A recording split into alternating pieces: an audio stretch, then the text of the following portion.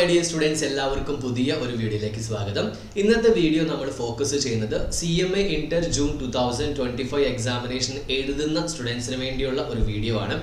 നമ്മൾ നോർമലി ഈ case study based questions എഴുതുമ്പോൾ നമ്മൾ അതിന് എഴുതേണ്ടതായ രീതിയുണ്ട്. ഇപ്പം നമ്മളുടെ ഒരു എക്സാമിനേഷൻ ക്വസ്റ്റ്യൻ പാറ്റേൺ നമ്മൾ നോക്കുന്ന സമയത്ത് ലാസ്റ്റ് ക്വസ്റ്റ്യൻ നമ്പർ 8 എന്ന് പറയുന്നത് പുതിയ ഒരു മോഡൽ അനുസരിച്ച് നമുക്ക് എപ്പോഴും എന്താണ് ഒരു അപ്ലിക്കേഷൻ ടൈപ്പ് ഓഫ് ക്വസ്റ്റ്യൻസ് വരുന്നത് അല്ലെ. അപ്ലിക്കേഷൻ ടൈപ്പ് ഓഫ് ക്വസ്റ്റ്യൻസ് എന്ന് പറയുമ്പോൾ എന്താ നമുക്ക് ഡിസ്കസ് ചെയ്യാം. അപ്പോൾ നമ്മൾ ആരുടെ ക്വസ്റ്റ്യൻ പേപ്പർ നോക്കി നമ്മൾ ഡിസ്കസ് ചെയ്യുന്നുണ്ട് എങ്ങനെ നമ്മൾ ഈ കേസ് സ്റ്റഡി ബേസ്ഡ് ക്വസ്റ്റ്യൻസ് നല്ലപോലെ അറ്റൻഡ് ചെയ്ത് നമുക്കൊരു 14 നമുക്കൊരു 12 അല്ലെങ്കിൽ മിനിമം ഒരു 10 മാർക്കെങ്കിലും ഉറപ്പുവരുത്താം. അതായത് 7 മാർക്കിന്റെ 2 ക്വസ്റ്റ്യൻസ് ആണ് ഉള്ളത്.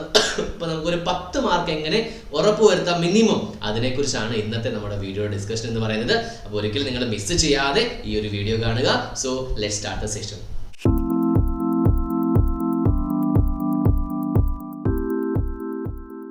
ഫസ്റ്റ് ഓഫ് ഓൾ ഞാൻ എന്താണ് ഈ അപ്ലിക്കേഷൻ ടൈപ്പ് ഓഫ് ക്വസ്റ്റ്യൻ അല്ലെങ്കിൽ കേസ് സ്റ്റഡി ബേസ്ഡ് ക്വസ്റ്റ്യൻ നമുക്കൊന്ന് പറഞ്ഞു തരാം. അപ്പോൾ നമ്മൾ നോക്കാം. ഇപ്പോൾ ഫോർ എക്സാമ്പിൾ പറയുകയാണെങ്കിൽ നമ്മുടെ മോട്ടോർ വെഹിക്കിൾസ് ഡിപ്പാർട്ട്മെന്റിന്റെ ആക്ട് പ്രകാരം ഇപ്പോൾ ഹെൽമെറ്റ് കോമൺ ആയിട്ട് യൂസ് ചെയ്യുന്ന ഒരു എക്സാമ്പിൾ ആണ്. ഹെൽമെറ്റ് വെച്ചിട്ടില്ലെങ്കിൽ 1000 രൂപ പെനാൽറ്റി എന്ന് പറഞ്ഞൊരു സംഭവം ഉണ്ട്.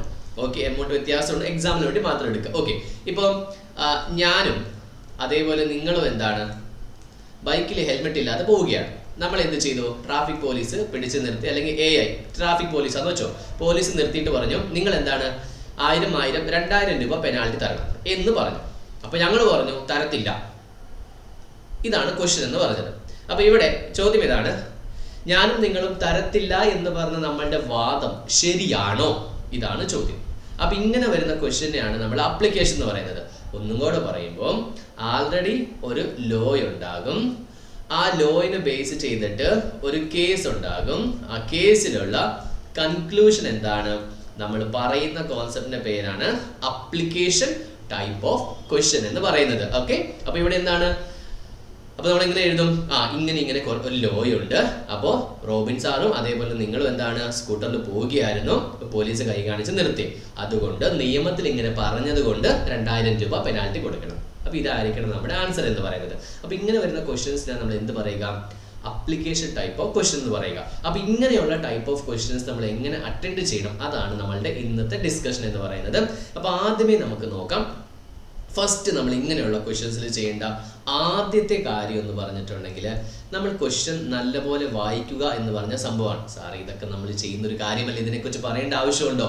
ഉറപ്പായിട്ട് നമ്മൾ വായിക്കണം എന്ന് പറഞ്ഞിട്ടുണ്ടെങ്കിൽ നമ്മൾ വായിച്ചാൽ മാത്രം പോരാ, നമ്മൾ അതിനെ അണ്ടർസ്റ്റാൻഡും ചെയ്യണം. അത് അണ്ടർസ്റ്റാൻഡ് എങ്ങനെ ചെയ്യണം? അതിൻ്റെ ട്രൂ പേഴ്സ്പെക്റ്റീവിൽ ചെയ്യണം.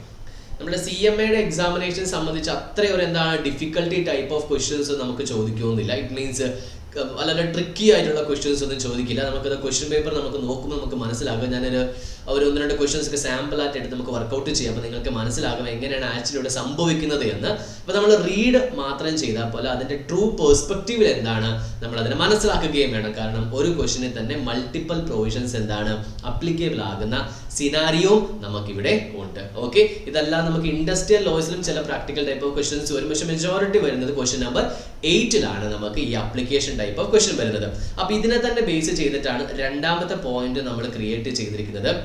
റീഡില് നമ്മുടെ രണ്ടാമത്തെ കോൺസെപ്റ്റ് ആണ് വാട്ട് ദേ ആസ്ക്ഡ്. എന്താണ് അവർക്ക് ശരിക്കും വേണ്ടത്, അതെങ്ങനെ നമുക്ക് കണ്ടെത്താം, അങ്ങനെ ഒരു സംഭവമുണ്ട്. വാട്ട് ദേ ആസ്ക്ഡ് എന്ന് പറയുന്നത് നമുക്ക് generally last line of question ആയിരിക്കും. നോർമലി നമുക്ക് എന്താണ് ലാസ്റ്റ് ലൈൻ ഓഫ് ക്വസ്റ്റ്യൻ ആയിരിക്കും നമുക്ക് ശരിക്കും പറഞ്ഞാൽ ശരിക്കുള്ള ക്വസ്റ്റ്യൻ. ബാക്കിയെല്ലാം എന്തായിരിക്കും? കഥയായിരിക്കും. ഇപ്പം നമ്മൾ ആ ഹെൽമെറ്റിന്റെ കേസ് പറയുകയാണെങ്കിൽ അവസാനം എന്താണ് സാറും അതേപോലെ നിങ്ങളും വാദിച്ച വാദം ശരിയാണോ? അപ്പോൾ ഈ ലാസ്റ്റ് ലൈൻ ഓഫ് ക്വസ്റ്റ്യൻ ആയിരിക്കണം നമ്മളുടെ കൺക്ലൂഷൻ എന്ന് പറയുന്നത്. ഇതിനെ എങ്ങനെ എഴുതണം, എങ്ങനെയാണ് നമ്മൾ അതിൻ്റെ ആൻസർ എഴുതേണ്ട ശൈലിയൊക്കെ നമുക്ക് പറഞ്ഞു തരാം. അപ്പോൾ ആദ്യം നമ്മൾ മനസ്സിലാക്കേണ്ടത് എന്താണ് ക്വസ്റ്റ്യൻ. അപ്പോൾ ചില സമയത്ത് സ്റ്റാർട്ടിങ്ങിൽ ഒരിക്കലും ക്വസ്റ്റ്യൻ വരില്ല. കാരണം എന്ന് പറയുമ്പോൾ സ്റ്റാർട്ടിങ്ങിൽ കഥയായിരിക്കും. ലാസ്റ്റ് ആകുമ്പോഴാണ് നമുക്ക് എന്താണ് ക്വസ്റ്റ്യൻസ് വരിക. അപ്പോൾ നിങ്ങൾ എന്ത് ചെയ്യണം? നിങ്ങൾ എപ്പോഴും ആ ഒരു ക്വസ്റ്റ്യനെ കംപ്ലീറ്റ് ആയിട്ട് വായിക്കാൻ വേണ്ടി ശ്രമിക്കുക. ഇപ്പോൾ ഫോർ എക്സാമ്പിൾ നിങ്ങളൊരു ക്വസ്റ്റ്യൻ കാണുമ്പോൾ ഇത് ഞാൻ പഠിച്ചതാണ് എന്ന് പറഞ്ഞ് അപ്പം തന്നെ എഴുതരുത്. നമ്മൾ എപ്പോഴും ആ എക്സാമിനേഷനിലുണ്ടല്ലോ നമ്മൾ എഴുതാൻ വേണ്ടി മാത്രമല്ല പോകുന്നത്. നമുക്ക് അതിനകത്ത് 50% ടൈം നമ്മൾ എവിടെ കൊടുക്കുന്നു? നമുക്കതിന് വായിക്കാൻ വേണ്ടി നമ്മൾ കൊടുക്കുന്നത്. ഇപ്പോൾ MC നല്ലപോലെ നമ്മൾ വായിക്കാൻ വേണ്ടിയാണ് സമയം കൊടുക്കുന്നത്. MC നമ്മൾ എഴുതാൻ വേണ്ടി സമയം നമുക്ക് ആവശ്യമില്ല. അപ്പോൾ അതുകൊണ്ട് തന്നെ ഞാൻ ക്വസ്റ്റ്യൻ ആൻസർ എഴുതാൻ പോവുകയാണ്. ക്വസ്റ്റ്യൻ നമ്മൾ വായിക്കാനും കൂടെ അവിടെ നല്ലൊരു സമയം എന്താണ് നമ്മൾ കൊടുക്കേണ്ടിയിരിക്കുന്നു. അപ്പോൾ വാട്ട് ദേ ആസ്ക്ഡ്, അതിനുവേണ്ടി കുറേ കാര്യം നമുക്ക് കണ്ടെത്താൻ പറ്റും. എങ്ങനെയൊക്കെ കുറേ ക്ലൂ ഉണ്ട്. എന്തൊക്കെ ക്ലൂസ് നമുക്ക് ഉണ്ടാവുക? ഇപ്പോൾ ഫോർ എക്സാമ്പിൾ അവിടെ ആക്ടിൻ്റെ പേരുണ്ടാകും, അതേപോലെ ചില സമയത്ത് സെക്ഷൻസ് ഉണ്ടാകും, ചില സമയത്ത് റൂൾസ് ഉണ്ടാകും. അപ്പോൾ നമുക്ക് ഈസി ആയിട്ട് എവിടുന്നാണ് അല്ലെങ്കിൽ എന്തെങ്കിലും കീ ടേംസ് ഉണ്ടായിരിക്കും. ഇങ്ങനെ നോക്കിയിട്ട് നമുക്ക് എന്ത് ചെയ്യാൻ പറ്റും?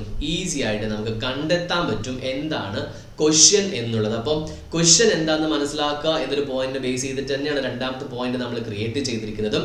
അപ്പോൾ ഈ കീ ടെർമിനോളജീസ്, ഫോർ എക്സാമ്പിൾ പറയുകയാണെങ്കിൽ കമ്പനീസ് ആക്ട് 2013 എന്ന് വന്നു. അപ്പോൾ കമ്പനീസ് ആക്ട് 2013 സംഭവമാണ്. പിന്നെ കീ ടേംസ് ഡയറക്ടേഴ്സ് എന്ന് പറഞ്ഞു. അപ്പോൾ ഡയറക്ടേഴ്സ് എന്നൊരു സംഭവത്തിനെ കുറിച്ചാണ്. റിമൂവൽ എന്ന് പറഞ്ഞു, റിമൂവലിനെ കുറിച്ചാണ്. റിസൈൻ എന്ന് പറഞ്ഞു. ഇതൊക്കെ കീ ടെർമിനോളജീസ് ആണ്. അപ്പോൾ ഇങ്ങനെ നമ്മൾ ഐഡന്റിഫൈ ചെയ്ത് കഴിയുമ്പോൾ ഈസി ആയിട്ട് നമുക്ക് എന്ത് ചെയ്യാൻ പറ്റും? നമുക്ക് ആൻസർ ചെയ്യാൻ പറ്റും. നെക്സ്റ്റ് എന്ന് പറഞ്ഞിട്ടുണ്ടെങ്കിൽ അപ്ലിക്കേഷൻ ടൈപ്പ് ഓഫ് ക്വസ്റ്റ്യനിൽ വേറൊരു സംഭവമാണ്. അത് ശരിക്കും പറഞ്ഞാൽ അപ്ലിക്കേഷൻ ആണോ അല്ലെങ്കിൽ തിയോറിറ്റിക്കൽ ആണോ? കാരണം ഇപ്പം നമുക്കിപ്പോൾ തിയോറിറ്റിക്കൽ ആണോ അപ്ലിക്കേഷൻ ആണോ എന്ന് കണ്ടെത്തണം. ഇപ്പോൾ ഫോർ എക്സാമ്പിൾ LLPയുടെ ഇപ്പോൾ ഫോർ എക്സാമ്പിൾ പറയുകയാണെങ്കിൽ ABC എന്ന് പറഞ്ഞാൽ 3 ആൾക്കാരുണ്ടായിരുന്നു. ഇവരൊരു ടൈപ്പ് ഓഫ് ബിസിനസ് തുടങ്ങാൻ പോകുന്നു. അപ്പോൾ ഇവരെന്താണ് LLP എന്നൊരു ഫോം തുടങ്ങി. മറ്റൊരുത്തം പറഞ്ഞു നമുക്ക് പാർട്ട്ണർഷിപ്പ് തുടങ്ങാം. അപ്പോൾ ഇതാണ് കഥ എന്ന് പറയുന്നത്. അവസാനം ചോദിക്കുന്നു what is the difference between LLP and partnership form. അപ്പോൾ ആക്ച്വലി ഇത് എന്ത് ക്വസ്റ്റൻ ആണ്? ഇത് അപ്ലിക്കേഷൻ ടൈപ്പ് ഓഫ് ക്വസ്റ്റൻ അല്ല, ഇവിടെ ഡയറക്റ്റ് ടൈപ്പ് ഓഫ് ക്വസ്റ്റൻ ആണ്. What is the difference between LLP and partnership എന്ന് പറയുന്നത്. അപ്പോൾ ആ ഒരു ക്വസ്റ്റൻ ഐഡന്റിഫൈ ചെയ്യുക എന്ന് പറയുന്നത് അതൊരു സ്കില്ല് തന്നെയാണ്. നമുക്ക് പെട്ടെന്ന് മനസ്സിലാവും കേട്ടോ. ക്വസ്റ്റൻ പൂർണ്ണമായിട്ട് നമ്മൾ വായിക്കുമ്പോൾ നമ്മളിവിടെ ഡിസ്കസ് ചെയ്യുന്ന പോലെ ക്വസ്റ്റൻ നിങ്ങൾ കംപ്ലീറ്റ് ആയിട്ട് വായിക്കും എന്താണ് നിങ്ങൾ അതിനെക്കുറിച്ച് നല്ലൊരു ഐഡിയ നിങ്ങൾക്ക് കിട്ടും. ഓക്കെ, അപ്പോൾ ഈ 3 പോയിന്റ് നിങ്ങൾക്ക് മനസ്സിലായെന്ന് വിശ്വസിക്കുന്നു. ഇനി നാളെയല്ല, 4ാമത്തെ പോയിന്റ് എന്ന് പറയുന്നത് how to attend. Okay, how to attend ഇത് പഠിക്കാൻ വേണ്ടി നമുക്ക് ആ ഒരു ഹെൽമെറ്റിന്റെ കേസ് ലോ വേണം. ഫസ്റ്റ് നമ്മൾ എന്താ പറഞ്ഞത്? ഫസ്റ്റ് നിയമത്തെക്കുറിച്ച് പറഞ്ഞു അല്ലേ? അതായത് നമ്മൾ പറയും അതിനെ പ്രൊവിഷൻ എന്ന് പറയും. പ്രൊവിഷൻ എന്ന് നമ്മൾ എഴുതും. അതിനുശേഷം നമ്മൾ എന്തെഴുതും? പ്രൊവിഷൻ എന്ന് എഴുതിയിട്ട് ഇങ്ങനെ ഇന്ന ആക്ട് പ്രകാരം, മോട്ടോർ വെഹിക്കിൾസ് ഡിപ്പാർട്ട്മെന്റ് ആക്ട് പ്രകാരം, ഫോർ എക്സാമ്പിൾ 1987 എക്സാമ്പിൾ ആണ് ആക്ട് പ്രകാരം നമ്മൾ അവിടെ 2013 എന്നൊക്കെ എഴുതുന്നു, അല്ലെങ്കിൽ 1872 കോൺട്രാക്ട് എന്നൊക്കെ നമ്മൾ എഴുതുന്നു. ഇങ്ങനെ ആക്ട് പ്രകാരം ഹെൽമെറ്റ് ഇല്ലാതെ സഞ്ചരിച്ചിട്ടുണ്ടെങ്കിൽ 1000 രൂപ ഒരാൾക്ക് പിഴയുണ്ട്. ഇത്രയും നമ്മൾ എഴുതുന്നു. ഇതാണ് നിയമം. ഇനി ഇവിടെ എന്താ സംഭവിച്ചത്? ഇനി നമ്മൾ കഥ എഴുതുന്നു. റോബിൻ സാറും അതേപോലെ തന്നെ നിങ്ങളും ഹെൽമെറ്റ് ഇല്ലാതെ പോവുകയായിരുന്നു. അവരെ പോലീസ് പിടിച്ചു. കഥ എഴുതി. അപ്പോൾ ഇതിന് നമ്മൾ ഹെഡിങ് കൊടുക്കും അനാലിസിസ്ന്നോ അല്ലെങ്കിൽ നമ്മൾ ഇതിനെ ഇഷ്യൂന്നോ അല്ലെങ്കിൽ ഫാക്ട്ന്നോ അല്ലെങ്കിൽ കേസെന്നോ എന്ത് വേണമെങ്കിലും എഴുതാം. അപ്പോൾ ഇവിടെ എന്താ വരിക? ബാങ്കിലെടുക്കുക. നമ്മൾ സ്റ്റോറി അതേപോലെ എഴുതേണ്ട ആവശ്യമില്ല, ഒരു സമ്മറി എഴുതിയാലും കുഴപ്പമില്ല. അപ്പോൾ ഈ 2 സ്റ്റെപ്പും എഴുതി. ശരിക്കും നമ്മുടെ മാർക്ക് ഏതിനാ? ശരിക്കും നമ്മുടെ മാർക്ക് എന്ന് പറയുന്നത് 3ാമത് കൺക്ലൂഷനിലാണ്. അപ്പോൾ നമ്മുടെ കൺക്ലൂഷൻ എങ്ങനെ കണ്ടെത്തുക? നമ്മുടെ ക്വസ്റ്റ്യന്റെ അവസാനത്തെ ലൈൻ ആയിരിക്കും നമ്മുടെ കൺക്ലൂഷൻ എന്ന് പറയുന്നത്. മെജോറിറ്റി ക്വസ്റ്റ്യൻസിൽ അങ്ങനെ ആയിരിക്കും. അപ്പോൾ ഇവര് പെനാൽറ്റി കൊടുക്കണോ? അതാണ് വലിയൊരു ചോദ്യം എന്ന് പറയുന്നത്. അപ്പോൾ നമ്മൾ എന്ത് പറയും? പെനാൽറ്റി കൊടുക്കണം. അതുകൊണ്ട് ഇങ്ങനെ നിയമത്തിൽ പറഞ്ഞതുകൊണ്ട് therefore Robin sir and Mr. X must pay the penalty of ₹2000 and the argument of police officer is valid and the argument of these kind of peoples are not valid. This is our conclusion. Okay, see this is very important ആണ്. അപ്പോൾ നിങ്ങൾക്ക് ഇത് വളരെ കൃത്യമായിട്ട് നിങ്ങൾ mention ചെയ്യണം. 2ാമത്തെ point ആയ കഥ എന്താണ് നമുക്ക് ഈസി ആയിട്ട് എന്താണ് മനസ്സിലാകും. പക്ഷെ ബാക്കിയുള്ളതൊക്കെ മനസ്സിലാക്കാൻ നമുക്ക് എന്താണ് ലേശം നമുക്ക് ബുദ്ധിമുട്ടുണ്ടാവും. അപ്പോൾ നമ്മൾ നെക്സ്റ്റ്, അതായത് ഇത്രയും പോയിന്റ് നമ്മൾ ഡിസ്കസ് ചെയ്തു. അപ്പോൾ നമ്മൾ അടുത്ത ഡിസ്കസ് ചെയ്തത്, അപ്പം ഇത്രയും പോയിന്റ് ഡിസ്കസ് ചെയ്ത് എങ്ങനെ നമ്മൾ എഴുതണമെന്ന് പഠിച്ചു. അടുത്തത് നമ്മൾ ആൻസർ എഴുതുമ്പോൾ എങ്ങനെ നമുക്ക് നല്ല മാർക്ക് സ്കോർ ചെയ്യാം ഈ കേസ് ലോ ബേസിൽ. ഇതിനകത്ത് ഓരോ സ്റ്റെപ്പ് നമ്മൾ എങ്ങനെ എഴുതാൻ പറ്റും. ഇപ്പം നമ്മൾ 4 പോയിന്റ് ഡിസ്കസ് ചെയ്തു. 5ാമത്തെ പോയിന്റിൽ ഇപ്പം നമ്മൾ പ്രൊവിഷൻ ആണെങ്കിൽ, പ്രൊവിഷൻ നമ്മൾ എങ്ങനെയാണ് തുടങ്ങുന്നത്? നോർമലി സെക്ഷൻ വെച്ചാണ് തുടങ്ങുന്നത്. ഇപ്പോൾ ഫോർ എക്സാമ്പിൾ കോൺട്രാക്റ്റിന്റെ ഡെഫിനേഷൻ ആണെങ്കിൽ according to 2H of Indian Contract Act, ഇങ്ങനെ ഷോർട്ട് ഫോം എഴുതല്ലേ, 1872 കോൺട്രാക്ട് മീൻസ് ഡെഫിനേഷൻ. ഓക്കെ, പ്രൊവിഷനായി. അപ്പോൾ സാറേ എനിക്ക് ഇത് അറിയത്തില്ല, കുഴപ്പമില്ല. According to Indian Contract Act 1872 okay എന്ന് എഴുതാം, പിന്നെ ആസ് പെർ എന്ന് എഴുതാം. ഇതൊക്കെ ആക്ച്വലി ഇതിന് വ്യത്യാസമുണ്ട് അക്കോർഡിംഗ് ടു ആസ് പെർ, പക്ഷെ അത്ര ഡീറ്റെയിലിംഗ് ആയിട്ട് നിങ്ങൾ തിങ്ക് ചെയ്യേണ്ട ആവശ്യമൊന്നുമില്ല. തൽക്കാലം as per the provisions of നിങ്ങൾ എഴുതിയാൽ മതി. As per the provisions of അത് അത്ര എഴുതിയാൽ മതി. As per the provisions of Indian contract 1872. ഇത് നമുക്ക് എവിടെ നിന്ന് കിട്ടും? ഇത് ക്വസ്റ്റ്യൻ തന്നെ ഉണ്ടാവും. കാരണം ഏത് ചാപ്റ്ററിൽ നിന്നാണ് ക്വസ്റ്റ്യൻ വന്നതെന്ന് മെജോറിറ്റി ക്വസ്റ്റ്യൻസിൽ അവിടെ തന്നെ കൊടുത്തിട്ടുണ്ടാവും. അപ്പോൾ അത് വലിയൊരു ഡിഫിക്കൽട്ട് ടാസ്ക് ആയിട്ട് നമുക്ക് വരില്ല. അപ്പോൾ 2H ഓഫ് ഇന്ത്യൻ കോൺട്രാക്ട് 1872 പ്രകാരം ഇന്നതാണ് സംഭവം എന്ന് വളരെ കൃത്യമായിട്ട് എന്താണ് അവിടെ മെൻഷൻ ചെയ്തിട്ടുണ്ട്. ഇങ്ങനെയാണ് നമ്മൾ പ്രൊവിഷൻ എഴുതുക. ഈ പ്രൊവിഷൻ തന്നെ എന്താണ്? ഇപ്പോൾ ഫോർ എക്സാമ്പിൾ ഇപ്പോൾ ഒരു ഡയറക്ടറിനെ കുറിച്ചാണെങ്കിൽ ഇപ്പോൾ റിമൂവൽ ഓഫ് എ ഡയറക്ടറാണ്, അല്ലെങ്കിൽ റിസൈൻ ഓഫ് എ ഡയറക്ടറാണ്. അപ്പോൾ ഇവിടെ നമ്മൾ എന്ത് ചെയ്യണം? ഇപ്പോൾ റിസൈൻ ആണെങ്കിൽ നമ്മൾ റിട്ടൺ നോട്ടീസ് കൊടുക്കണം. അപ്പോൾ ഇവിടെ കീ ടെർമിനോളജീസ് എന്ന് പറയുമ്പോൾ റിട്ടൺ നോട്ടീസാണ്. അപ്പോൾ ഇങ്ങനെ വരുന്ന കീ ടെർമിനോളജീസ് എന്താണ് നമ്മൾ കൃത്യമായിട്ട് ഐഡൻറ്റിഫൈ ചെയ്യേണ്ടത്. ഇപ്പോൾ നമ്മളിപ്പോൾ കോൺട്രാക്റ്റിൻ്റെ ആണെങ്കിൽ എന്താണ്? Consideration is not required. ഇപ്പോൾ അതേപോലെ തന്നെ നോ കൺസിഡറേഷൻ നോ കോൺട്രാക്ട്, അവിടെ വരുന്ന സെക്ഷൻസ് നമുക്ക് കീ ടേംസ് ആണ്. ആക്ടിൻ്റെ പേര് കീ ടെർമിനോളജീസ് ആണ്. ഇപ്പോൾ നമ്മൾ ജനറലായിട്ട് പറയുക, ഇപ്പോൾ നിങ്ങൾക്ക് ക്വസ്റ്റ്യൻ ആൻസർ മനസ്സിലായില്ലെങ്കിലും കുഴപ്പമൊന്നും തന്നെ ഇല്ല. ഇപ്പോൾ consideration no consideration natural love and affection plus it should be in writing registered nearest relationship, ഇങ്ങനെ കുറേ പോയിന്റ്സ് ഉണ്ട്. അപ്പോൾ അതിലേക്ക് അണ്ടർലൈൻ ചെയ്യുന്നു. കാരണം ആ ക്വസ്റ്റ്യൻ്റെ ആൻസർ അതാണ്. അപ്പോൾ സാറി നമ്മളിത് മനപ്പാഠം പഠിക്കാൻ ഭയങ്കര ബുദ്ധിമുട്ടല്ലേ? അത് ഭയങ്കര ബുദ്ധിമുട്ടാണ്. എൻറ്റയർ ഈ ഒരു മെറ്റീരിയൽ മനപ്പാഠം ചെയ്യാന്ന് പറഞ്ഞാൽ ഭയങ്കര ബുദ്ധിമുട്ടാണ്. അപ്പോൾ നമ്മൾ എന്ത് ചെയ്യണം?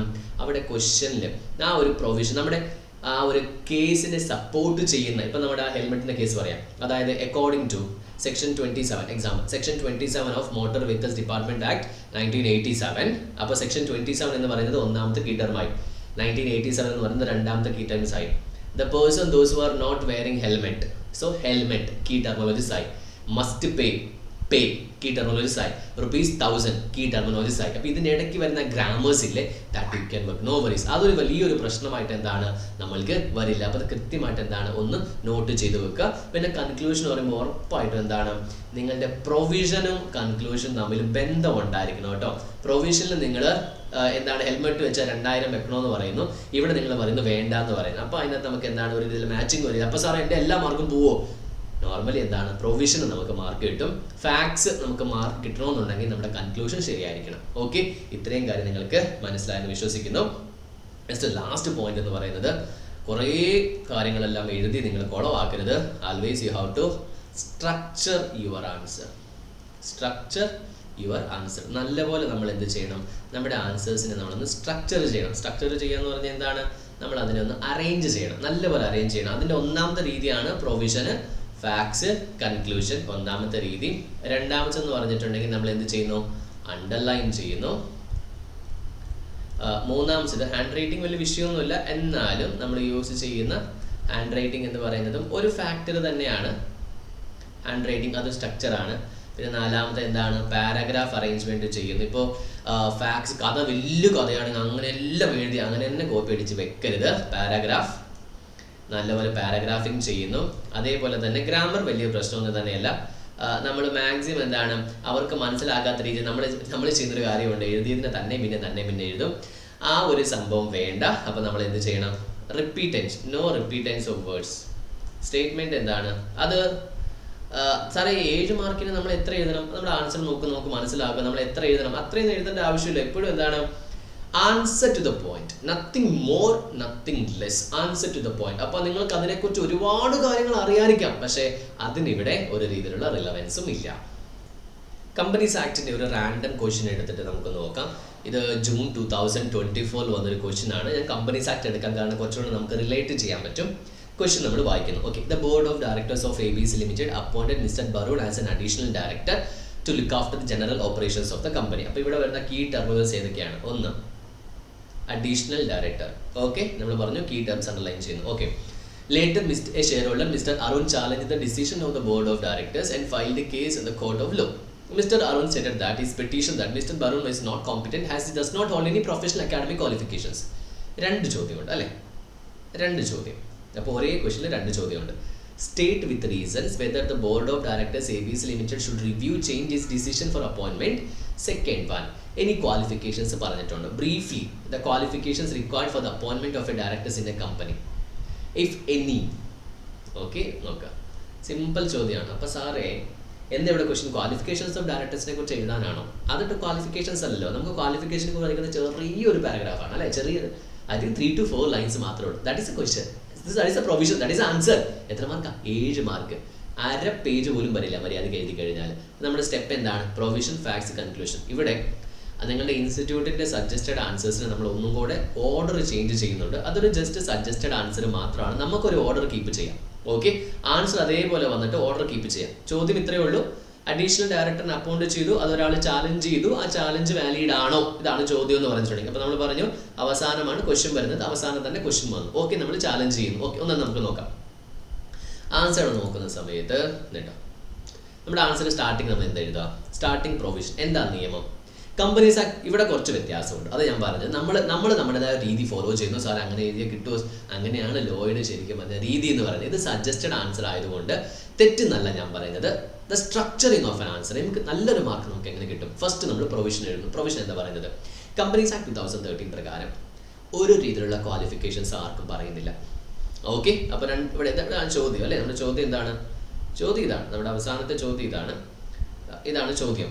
Reasons board of directors should review, ഇതാണ് ചോദ്യം എന്ന് പറയുന്നത്. കൺക്ലൂഷൻ നമുക്ക് വരും. ഇത് രണ്ടും എന്താണ്? നമുക്ക് കൺക്ലൂഷനിൽ വരും. അപ്പോൾ ഒന്നാമത്തെ നമ്മൾ പ്രൊവിഷൻ എന്തെഴുതും? കമ്പനീസ് ആക്ട് 2013 പ്രകാരം ഒരു ഡയറക്ടറിനെ അപ്പോയിന്റ് ചെയ്യുന്ന സമയത്ത് ഒരു രീതിയിലുള്ള ക്വാളിഫിക്കേഷൻസും പറഞ്ഞിട്ടില്ല. അപ്പോൾ ഇവിടെ ബ്രീഫ്ലി ദ ക്വാളിഫിക്കേഷൻസ് റിക്വയർഡ് എന്തെങ്കിലും ഉണ്ടോ എന്നാണ് ചോദിച്ചിരിക്കുന്നത്. ഡിസ്ക്വാളിഫിക്കേഷൻസ് അല്ല. ഡിസ്ക്വാളിഫിക്കേഷൻസ് നിങ്ങൾ മറ്റേത് എഴുതിയാലും തെറ്റിപ്പോകുന്നില്ല, പക്ഷേ നത്തിങ് മോർ എന്നൊരു സംഭവത്തിലാവും. അതുകൊണ്ട് അത്ര എഴുതേണ്ട ആവശ്യമില്ല. ഇവിടെ ആൻസർ നോക്കിക്കേ, പിന്നെ സിമ്പിളായിട്ട് ഒരു പ്രസന്റ് ചെയ്തിരിക്കുന്നത്. പ്രസന്റേഷൻ്റെ സ്റ്റൈൽ മാത്രം വ്യത്യാസമുണ്ട്. Actually this is not an actual order of the method of presentation. Okay, നമ്മൾ നോർമൽ ലോ എഴുതുമ്പോൾ ഇങ്ങനെയല്ല നമ്മുടെ ആക്ച്വൽ മെത്തഡ് എന്ന് പറയുന്നത്. ഒന്ന് നമ്മൾ പ്രൊവിഷൻ നമ്മൾ എഴുതിയിട്ട് നമ്മൾ എന്താണ് ഈ കഥ എഴുതുന്നു? എന്താണ്? This is A provision. Okay, provision. അപ്പോൾ ശരിക്കും പറഞ്ഞാൽ ഒരു ഡയറക്ടറെ അപ്പോയിന്റ് ചെയ്യുമ്പോൾ സി എക്കാരനാണ്, സി എം എ ആകണം, അങ്ങനത്തെ ഒന്നും തന്നെ ഇല്ല. ക്വാളിഫിക്കേഷൻസ് ഇല്ല, ഒരു വിവരം ഇല്ലെങ്കിൽ അവർക്ക് അപ്പോയിന്റ് ചെയ്യാൻ പറ്റും. ഓക്കെ, അപ്പോൾ unless the articles of association prescribe for the same. അതുകൊണ്ട് തന്നെ ഓക്കെ, ഇതാണ് പ്രൊവിഷൻ എന്ന് പറയുന്നത്. ഇനി നമ്മുടെ കഥ എന്നായിരുന്നു? ഇന്ന ആൾ അപ്പോയിന്റ് ചെയ്തു, അത് നമ്മൾ ഫാക്ട് എഴുതുന്നു. സാർ അത് ഇവിടെ ഇല്ലല്ലോ. ഞാൻ പറയുന്നത് ശ്രദ്ധിക്കുക, നമുക്കൊരു ഓർഡർ മെയിൻറ്റെയിൻ ചെയ്യാൻ വേണ്ടി നമ്മൾ എങ്ങനെ എഴുതുന്നത്? കഥ നമ്മൾ എഴുതുന്നു. ഇനിയാണ് നമ്മുടെ കൺക്ലൂഷൻ. കൺക്ലൂഷനിൽ ഫസ്റ്റ് കൺക്ലൂഷൻ അല്ലേ. അപ്പോൾ നമ്മൾ പോയിന്റ് നമ്പർ 1 എഴുതുന്നു. പോയിന്റ് നമ്പർ 1 എഴുതിയിട്ട് പറയുന്നു, the board of directors need not review ചെയ്യേണ്ട ആവശ്യമില്ല. കാരണം എന്താണ്? നമ്മൾ പറഞ്ഞു ആൻസർ എഴുതുമ്പോൾ നമ്മളെപ്പോഴും ക്വസ്റ്റ്യനുമായിട്ട് റിലേറ്റ് ചെയ്യും. എന്താണ്? കാരണം പ്രൊഫഷണൽ ക്വാളിഫിക്കേഷൻസ് എവിടെ പറഞ്ഞിട്ടില്ല? കമ്പനീസ് ആക്ടിൽ പറഞ്ഞിട്ടില്ല. രണ്ടാമത്തെ ആൻസർ ഓക്കെ, ദിസ് വൺ. എന്തെങ്കിലും പ്രൊഫഷണൽ ക്വാളിഫിക്കേഷൻസ് പറഞ്ഞിട്ടുണ്ടോ? ഇല്ല. അതുകൊണ്ട് തന്നെ നമ്മളുടെ അരുണിൻ്റെ വാദം അത് നമ്മൾ എഴുതണം. This one. ഇത് നമ്മുടെ കൺക്ലൂഷൻ തന്നെയാണ്. അതേ പറഞ്ഞാൽ ഒന്ന് അങ്ങോട്ട് ഇങ്ങനെ ഓർഡർ മാറിയിട്ടുണ്ട്, കൺക്ലൂഷൻ തന്നെയാണ്. അപ്പോൾ നമ്മൾ കുറച്ചും കൂടെ നിങ്ങൾക്ക് ഇനി താല്പര്യം, നിങ്ങൾക്ക് ഇനി വേണമെന്നുണ്ടെങ്കിൽ ഒരുപാട് ക്വസ്റ്റൻസ് നമുക്ക് ഡിസ്കസ് ചെയ്യാം. അപ്പോൾ നമുക്കൊരു പാറ്റേൺ മെയിൻറ്റെയിൻ ചെയ്യാം. അപ്പോൾ പാറ്റേൺ മെയിൻറ്റെയിൻ ചെയ്ത് കഴിയുമ്പോൾ നമുക്ക് ആ പാറ്റേണിലേക്ക് വേണ്ടി ഒരുപാട് സമയം ചിലവഴിക്കേണ്ട ആവശ്യമില്ല. സംഭവം നിങ്ങൾക്ക് ഇവിടെ മനസ്സിലായെന്ന് വിശ്വസിക്കുന്നു. കൺക്ലൂഷൻ 2 കൺക്ലൂഷനാണ്. മിസ്റ്റർ അരുണിൻ്റെ വാദം ശരിയാണോ? അതും ഒരു ചോദ്യം തന്നെയാണ്. ആ ചോദ്യം അവിടെ ഇല്ലെങ്കിലും ഓക്കെ, അത് എന്താണ്? അവൻ്റെ വാദം ശരിയല്ല. ഒന്നാമത് കമ്പനീസ് ആക്ടിൽ ക്വാളിഫിക്കേഷൻസ് പറഞ്ഞിട്ടുണ്ട്, ഒരു ക്വാളിഫിക്കേഷൻസും പറഞ്ഞിട്ടില്ല. ഓക്കെ, അപ്പോൾ നിങ്ങൾക്ക് ഏതാണ്ടൊക്കെ ഒരു ചെറിയ ഐഡിയ കിട്ടിയെന്ന് ഞാൻ വിശ്വസിക്കുന്നു. അപ്പോൾ നിങ്ങൾക്ക് ഇനിയും ഒരുപാട് ക്വസ്റ്റൻസ് ഡിസ്കസ് ചെയ്യണമെന്നുണ്ടെങ്കിൽ നിങ്ങൾ ജസ്റ്റ് ഒന്ന് കമൻറ്റ് ബോക്സിൽ കമൻറ്റ് ചെയ്യുക. ഇതിലൂടെ ഞാൻ നമ്പർ കൊടുത്ത് നിങ്ങൾക്ക് എന്താണ്, നിങ്ങൾക്ക് എപ്പോൾ വേണമെങ്കിലും കോൺടാക്ട് ചെയ്യാവുന്നതാണ്. നിങ്ങൾ ക്വസ്റ്റൻ ആൻസർ ഇനിയും ഡിസ്കസ് ചെയ്യണമെന്നുണ്ടെങ്കിൽ നമ്മൾ എന്താണ് ഒരു ക്വസ്റ്റൻ ആൻസർ ഡിസ്കഷൻ സീരീസിന് നമുക്ക് നിങ്ങൾ ചെയ്യാൻ പറ്റും, ഓരോരോ ചാപ്റ്റർ വൈസ്. അപ്പോൾ കേസ് ലോ ബേസ്ഡ് മാത്രം വേണമെങ്കിൽ സെലക്ട് ചെയ്ത് നമുക്ക് ഡിസ്കസ് ചെയ്യാൻ പറ്റും. അപ്പോൾ നിങ്ങളുടെ ഒരു ഇൻട്രസ്റ്റ് അനുസരിച്ചാണ് നമുക്ക് എന്താണ് നമ്മളത് ചെയ്യുന്നത്. അപ്പോൾ നിങ്ങൾ കമൻറ്റ് ബോക്സിൽ കമൻറ്റ് ചെയ്യുക. നിങ്ങളുടെ ഫ്രണ്ട്സ് ആരെങ്കിലും എന്താണ് ഇങ്ങനെ കേസ് ലോ ബേസ്ഡ് ക്വസ്റ്റൻസ് ഒരു പ്രോബ്ലം ആയിട്ട് കണ്ടെത്തി എന്താണ് അങ്ങനെ ഫേസ് ചെയ്യുന്നുണ്ടെങ്കിൽ അവർക്ക് വീഡിയോ ഷെയർ ചെയ്യുക. വീഡിയോ ഇഷ്ടപ്പെട്ട വീഡിയോ ലൈക്ക് ചെയ്യുക. ഇപ്പോൾ നമ്മൾ അത്യാവശ്യം നല്ല രീതിയിൽ എന്താണ് നിങ്ങളുടെ സപ്പോർട്ടോട് കൂടി തന്നെയാണ് നമ്മളത് ചെയ്യുന്നത്. CM ഇന്ററിൻ്റെ ഒരുപാട് എന്താണ് വീഡിയോസ് നമ്മൾ ചെയ്യുന്നുണ്ട്. ഇനി അടുത്ത നമുക്ക് മാരത്തോണും കാര്യങ്ങൾ നമുക്ക് വരുന്നുണ്ട്. മിനി മാരത്തോണും കാര്യങ്ങൾ എല്ലാ ചാപ്റ്റേഴ്സ് നമ്മൾ എല്ലാ ലോസും industry, commercial, company law, ethics law എല്ലാം നമ്മൾ മാരത്തോൺ നമ്മൾ പ്ലാൻ ചെയ്യുന്നുണ്ട്. അപ്പോൾ ഇതിനെല്ലാം നിങ്ങളുടെ സപ്പോർട്ട് വളരെ അത്യാവശ്യമാണ്. അപ്പോൾ ഇതുവരെ ഈ ചാനൽ സബ്സ്ക്രൈബ് ചെയ്തിട്ടില്ലെങ്കിൽ ചാനൽ സബ്സ്ക്രൈബ് ചെയ്യുക. നമ്മുടെ റെക്കോർഡഡ് ക്ലാസ്സസ് അവൈലബിൾ ആണ്. ജൂൺ 2025 50 ഹവേഴ്സിൻ്റെ ഒരു ഇതാണ്. ക്വസ്റ്റൻ ആൻസർ ഡിസ്കഷൻസും കാര്യങ്ങളും പേഴ്സണൽ മെന്റർഷിപ്പും കാര്യങ്ങളും എല്ലാം ഉണ്ടാവും. അപ്പോൾ നിങ്ങൾക്ക് ആവശ്യമുണ്ടെങ്കിൽ കോൺടാക്ട് ചെയ്യുക. അപ്പോൾ നമുക്കിനി അടുത്ത വീഡിയോയിൽ കാണാം.